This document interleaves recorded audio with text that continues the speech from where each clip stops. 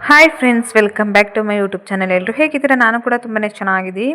ನಾನಿವತ್ತು ಚಪಾತಿ, ಇಡ್ಲಿ, ದೋಸೆ, ಪೂರಿ, ಪರೋಟ ಯಾವುದಕ್ಕೆ ಬೇಕಿದ್ರೂ ಕೂಡ ಮಾಡ್ಕೊಂಡು ತಿನ್ಬೋದು. ತುಂಬ ಅಂದರೆ ತುಂಬ ಟೇಸ್ಟ್ ಮಾತ್ರ ಸಖತ್ತಾಗಿರುತ್ತೆ. ಒಂದ್ಸಲ ಈ ರೀತಿ ನೀವು ಆಲೂಗೆಡ್ಡೆ ಪಲ್ಯನ ನೀವು ಟ್ರೈ ಮಾಡಿ. ತುಂಬ ಅಂದರೆ ತುಂಬ ಟೇಸ್ಟಿಯಾಗಿ ಖಾರವಾಗಿ ತುಂಬ ಚೆನ್ನಾಗಿರುತ್ತೆ. ಯಾವ ಥರ ಮಾಡೋದು, ಹೇಗೆ ಮಾಡೋದು ಅಂತ ತೋರಿಸ್ಕೊಡ್ತೀನಿ. ತುಂಬ ಈಸಿಯಾಗಿದೆ. ಒಂದ್ಸಲ ಈ ವಿಧಾನದಲ್ಲಿ ನೀವು ಟ್ರೈ ಮಾಡ್ಬೋದು. ಟೇಸ್ಟ್ ಕೂಡ ಅಷ್ಟೇ ಚೆನ್ನಾಗಿರುತ್ತೆ. ಮಕ್ಕಳು ಕೂಡ ತುಂಬಾ ಇಷ್ಟಪಟ್ಟು ತಿಂತಾರೆ.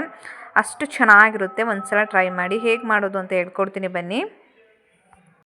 ಈ ಕಡೆ ಒಂದು ಬಾಣಲೆ ಇಟ್ಕೊಂಡಿದ್ದೀನಿ. ಬಾಣಲೆಗೆ ಸ್ವಲ್ಪ ಎಣ್ಣೆ ಹಾಕ್ಬಿಟ್ಟು ಎಣ್ಣೆ ಎಲ್ಲ ಚೆನ್ನಾಗಿ ಕಾದ ನಂತರ 1 ಟೇಬಲ್ ಸ್ಪೂನಷ್ಟು ಜೀರಿಗೆ, 1 ಟೇಬಲ್ ಸ್ಪೂನಷ್ಟು ಸಾಸಿವೆ ಹಾಕ್ಕೊಂಡಿದ್ದೀನಿ. ಸಾಸಿವೆ ಎಲ್ಲ ಚಿಟಪಟ ಅಂತ ಸಿಡಿದ ಮೇಲೆ ನಾನು ಒಂದು ಮೆಣಸಿಕಾಯಿ ಮತ್ತು 4 ಹಸಿಮೆಣಸಿಕಾಯಿ ಹಾಕ್ಕೊಂಡಿದ್ದೀನಿ.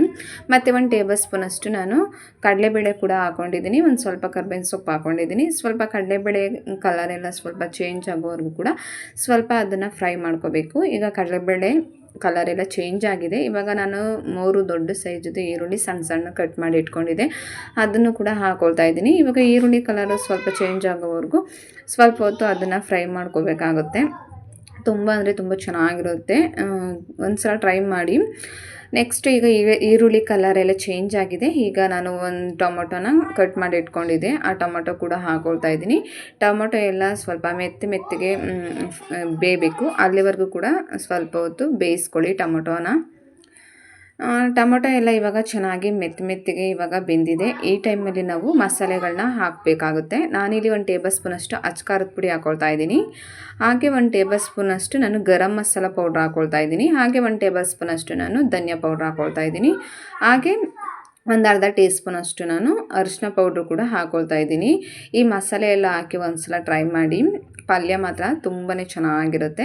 ಇವಾಗ ಲೋ ಫ್ಲೇಮ್ ಇಟ್ಕೊಂಡು ಅದನ್ನು ಮಿಕ್ಸ್ ಮಾಡ್ಕೋಬೇಕಾಗುತ್ತೆ. ಜಾಸ್ತಿ ಹೈ ಫ್ಲೇಮ್ ಇಡೋಕ್ಕೆ ಹೋಗಬೇಡಿ ಮಸಾಲೆಗೆಲ್ಲ ಹಾಕಿದ ಮೇಲೆ, ಯಾಕೆ ಅಂದರೆ ಮಸಾಲೆಗಳೆಲ್ಲ ಸೀದೋಗ್ಬಿಡುತ್ತೆ. ಅದಕ್ಕೋಸ್ಕರ ಲೋ ಫ್ಲೇಮ್ ಇಟ್ಕೊಂಡು ಚೆನ್ನಾಗಿ ಮಿಕ್ಸ್ ಮಾಡಿಕೊಂಡು ನಾನು ನಾನು ಒಂದು 4 ಆಲೂಗೆಡ್ಡೆನ ಕುಕ್ಕರಲ್ಲಿ ಬೇಯಿಸಿ ಇಟ್ಕೊಂಡಿದ್ದೆ. ಇವಾಗ ಅದನ್ನು ಸಿಪ್ಪೆ ಎಲ್ಲ ತೆಗೆದ್ಬಿಟ್ಟು ಸ್ಮ್ಯಾಶ್ ಮಾಡಿಬಿಟ್ಟು ಅದನ್ನು ಕೂಡ ಈಗ ಚೆನ್ನಾಗಿ ಮಿಕ್ಸ್ ಮಾಡ್ಕೊಳ್ತಾ ಇದ್ದೀನಿ. ಈಗ ಚೆನ್ನಾಗಿ ಎಲ್ಲ ಮಿಕ್ಸ್ ಮಾಡ್ಕೊಂಡಾಗಿದೆ. ನಿಮಗೆ ಗ್ರೇವಿ ಟೈಪ್ ಬರಬೇಕಲ್ವ, ಅದಕ್ಕೋಸ್ಕರ ನಿಮಗೆ ಎಷ್ಟು ಗಟ್ಟಿಯಾಗಬೇಕು, ಆಲೂಗೆಡ್ಡೆ ಎಷ್ಟು ತೆಳುವಾಗಿ ನಾವು ಮಾಡಿದ್ರೂ ಕೂಡ ಗ್ರೇವಿ ಅದು ಗಟ್ಟಿ ಆಗೇ ಆಗುತ್ತೆ. ನಿಮಗೆ ಎಷ್ಟು ನೀರು ಬೇಕೋ ಅಷ್ಟು ನೀರನ್ನ ನೋಡ್ಕೊಂಡು ಹಾಕ್ಕೊಂಡು ರುಚಿಗೆ ತಕ್ಕಷ್ಟು ಉಪ್ಪನ್ನ ಹಾಕ್ಕೊಂಡು ಅದನ್ನು ನೀವು ಒಂದು ಸ್ವಲ್ಪ ಹೊತ್ತು ಒಂದು 5-4 ಮಿನಿಟ್ಸ್ ನೀವು ಅದನ್ನು ಕುದಿಸ್ಕೋಬೇಕಾಗುತ್ತೆ.